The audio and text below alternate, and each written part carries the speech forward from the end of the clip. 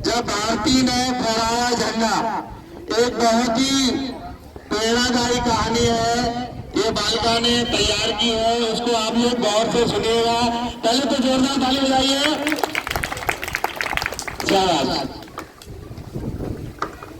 पूज्य गुरुजन, मेरे प्यारे बहनों भाइयों, मैं आपको एक कहानी सुनाने जा रही हूँ। इसमें जो भी गलती हो क्षमा करें। एक गांव में एक औरत रहती थी, उसका नाम रामवती था। वो अपने गांव में लगे कैंप से रक्तदान करके बाहर निकली ही थी कि तभी पड़ोस की सविता ने बताया, सरपंच साहब बुला रहे हैं तेरी चोरी के बारे में, कोई बात करनी है। रामवती समझ नहीं पाई, आखिर ऐसा क्या कर दिया छोरी ने। वो कुछ पल के लिए वहीं बैठ गई। बेटी शहर गई हुई थी पढ़ने, उसे आने में भी घंटा भर बाकी है। पेड़ की छांव में बैठकर वो मन ही मन सोचने लगी, आखिर बात क्या हुई होगी, किस लिए बुलाया है सरपंच ने। पेड़ की छांव में बैठकर वो सोच रही थी कि काश अगर वो आज वो स्कूल जाती, बस्ता लेकर यूनिफॉर्म पहनती, पर घर का माहौल ऐसा नहीं था। उसे घर की चार दीवारी में रहकर चूल्हा ही चौका संभालना पड़ा। बहुत जल्द उसके पड़ोस के गांव में शादी भी कर दी गई।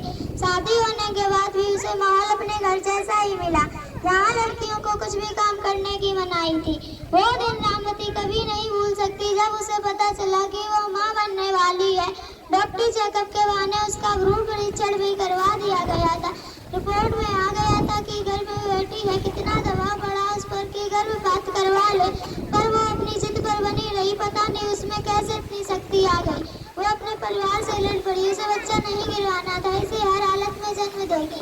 उसके बाद से परिवार उससे कटा कटा रहने लगा, मानो कोई अपराध कर दिया हो। आस पड़ोस की महिलाएं उसे समझाने आती कि जिद छोड़ दो, लड़की की जिंदगी कोई जिंदगी नहीं, कैसे पालेगी इसे। मोहल्ला की स्त्रियां उसका मनोबल गिराने के लिए पूरी कोशिश करती, पर वो चुपचाप सुनती रहती। इस पूरे मामले में ना ही उसे सास की ओर से और ना ही पति की ओर से सहयोग मिला। एक बार उसके पति उससे इतना नाराज हो गए कि उसे उसकी माँ के घर ही छोड़ आएगा, पर फिर किसी तरह गाँव वालों ने राजीनामा करवाया।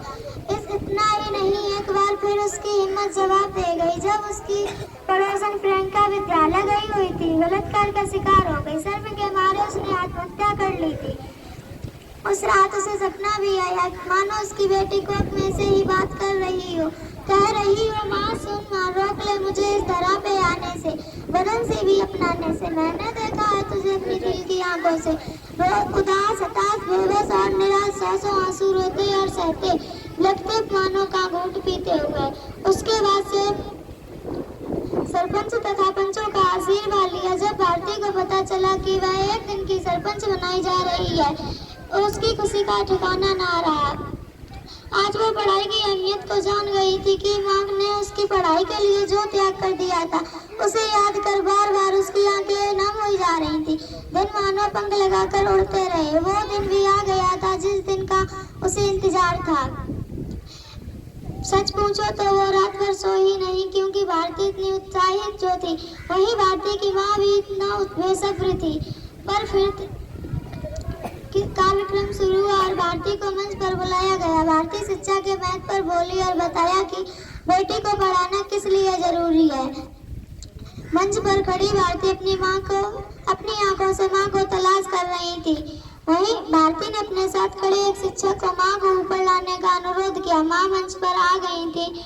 भारती ने अपनी माँ का हाथ पकड़ा और जिस जगह झंडा फहराना था वहाँ ले गई। भारती के साथ सभी लोग खड़े हो गए। जनगण मन बजना शुरू हुआ और भारती की दादी और उसके पिता उसे झिलमिलाई आंखों से देख रहे थे। भारती ने देखा कि उसके पिता और दादी उसे झिलमिलाई आंखों से देख रहे थे। भारती ने मन ही मन सोचा, यह तो महज शुरुआत है, वह एक दिन बहुत बड़ी सरकारी अधिकारी बनेगी और देश का नाम रोशन करेगी। जय हिंद, जय भारत। बहुत ही प्रेरणादायी कहानी जो हमारे समाज का आईना दिखाती हुई बहुत ही सुंदर प्रेरक कहानी उजाला द्वारा प्रस्तुत की गई। कक्षा 6 की बालिका होनहार बालिका है, उसने अनवरत पूरी कहानी करीब 5-10 मिनट की सुनाई है। जोरदार तालियां बजाइए, जोरदार तालियां बजाइए। क्या